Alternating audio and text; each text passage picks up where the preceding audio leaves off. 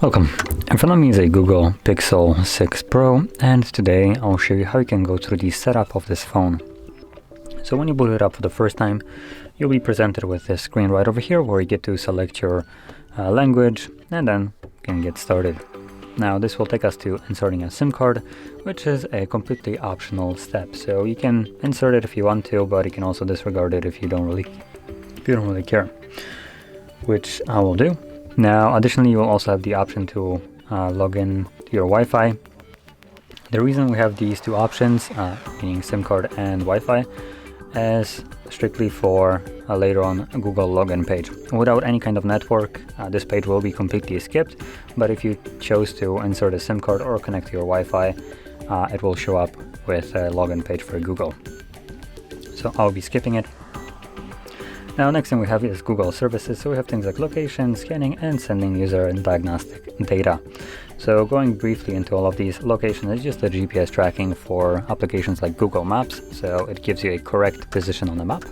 And also you can use it as just a simple navigation. Then we have allow scanning, which allows the device to look for things like Wi-Fi or Bluetooth signals. And then below that we have send a user and diagnostic data, which allows Google to basically gather data on you and then send it to themselves, which no thanks. So we can go to the next page. And in here we'll have the option to set up a screen lock. So by default it opts into a 4-digit PIN. You can tap right here and change it to, as an example, pattern or password as well, if you want to do so. I'm going to be sticking with the pattern.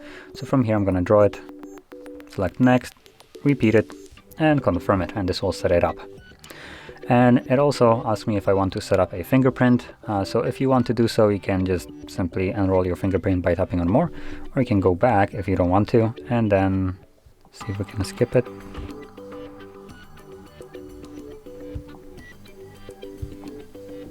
Oh, there we go. So it's right here. So select no thanks. Swipe to navigate your phone. So here we have options to set up a gesture navigation. If there is something that you'd like to use, go right ahead. If you don't really care for it, select skip. Now I do like the gesture navigation, so I'm gonna go with try. I'm gonna select skip and skip navigation tutorial. Yep, I know how to use them, so I don't really care for this tutorial. So from here we can just swipe up and go home. And that is how you could go through the setup of your phone. So if you found this very helpful, don't forget to hit like, subscribe, and thanks for watching.